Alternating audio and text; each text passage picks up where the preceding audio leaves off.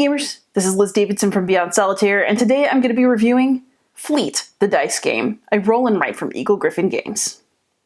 Fleet, the dice game, is a roll and write implementation of Fleet, which is a small card game about fishing. In Fleet Dice, you're going to be trying to build up your fishing empire by getting boats and licenses for different types of fish, by getting crab licenses and extra boat space here in the harbor, and by investing in different buildings in the wharf. The game takes place across 2 different rounds. The first is called the boat round, where you will roll 3 boat dice, and then you will draft from among the dice that you roll. Then you will take coins based on your income. In alternating rounds, you will fish, and then the final phase is a town phase, where you roll 2 town dice and a boat die, and then figure out what to do from among these options. You can go to the harbor, you can do things in the market or the wharf, or you can take the boat die and continue to develop this side of your play area. So I'm going to talk about this from a solo perspective, although you can play with up to 4.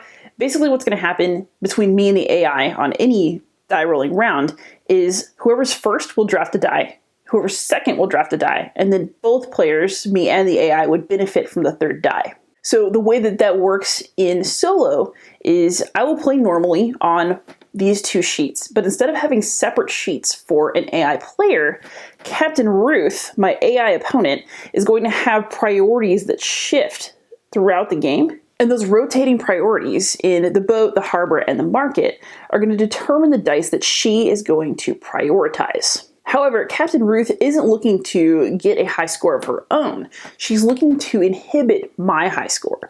So let's say, for example, that Ruth drafts this lobster die. She's going to cross off the bottom 2 spaces for building up a lobster empire on my sheet. Likewise, over here, she's going to block off different options for me as the game goes by. So even though you have a solo opponent in this game, the way it's ultimately going to work is it's going to be beat your own score.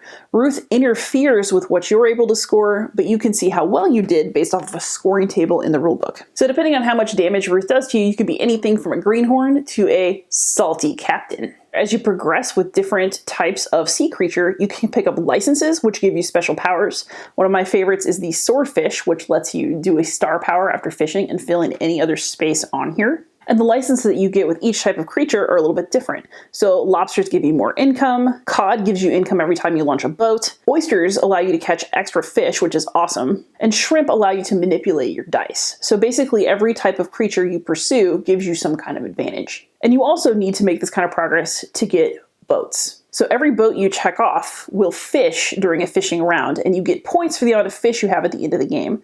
So the more boats you're able to launch and activate in time to do a lot of fishing, the better. Captain Ruth is going to come in and block all of that off. So what it creates is this tension where you're paying attention to what you want when you draft your dice, but you're also looking at what Ruth's priorities are and thinking, ooh, can I afford to let her block that off? And then of course sometimes, because it's a dice game, there's nothing you can do about it at all. So in addition to getting licenses and boats, you can come over here for VP.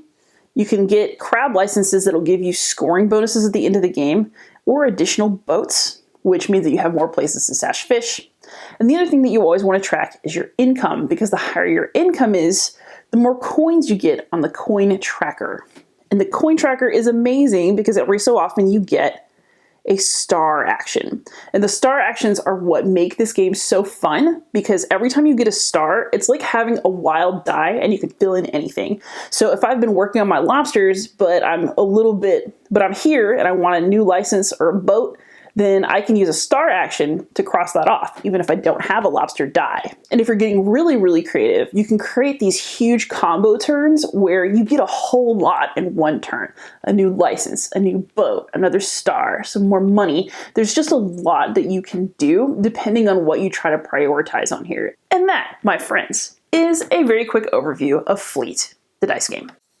So now for some final thoughts. Fleet Dice is actually among my top 5 roll and writes, and I think the thing that makes it the most appealing is that there's so many cool options that give you great bonuses in the game.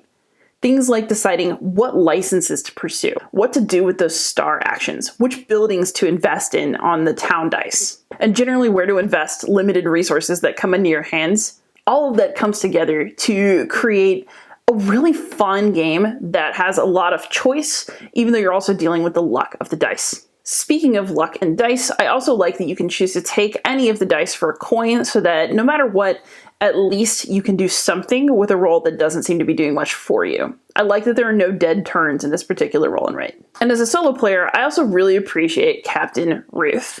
Captain Ruth is evil, and I mean that in a good way. The solo mode for this game creates a situation where you really have to hate draft against your automated opponent, or else you will lose things that you would really rather keep. And I like that the solo mode for this game really captures that element of looking at what will be good for me, but also worrying about what might benefit my opponent to my detriment. So the fact that the solo version of the game manages to keep that tension over from the multiplayer is really, really pleasing for me. And it's one of the things that I really appreciate about Fleet Dice. Once you learn your way around the game, you can start setting up really awesome combos where you'll get star actions that lead to more bonuses or more star actions. And it feels like you can have these really big turns that are exciting and rewarding. And that aspect of gameplay in Fleet Dice works great. And it's one of the things that makes me play one game of this and then immediately set up for another one. That said, I do have a couple of quibbles with Fleet Dice. The first is the rulebook. This is one of those situations where all the information that you need to play the game is in the rulebook somewhere, but it's not very intuitive. And when I was learning this game, I occasionally got frustrated when I had a question about it and I didn't know where to look. So I ended up reading basically the whole rulebook all over again, knowing the answer was somewhere, but not being entirely sure where to look it up. My other issue with Fleet Dice is that sometimes there are just too many little things to remember. So if you get a new license that lets you take an extra income, or if you get a new license that lets you take a star action if something happens in the game, that's great and the bonuses are awesome. But it gets to a point where there's a lot of little things that you have to remember, and I always forget something in this game, usually to my detriment. And while that's not really a big deal, the game is still fun, I love to play it.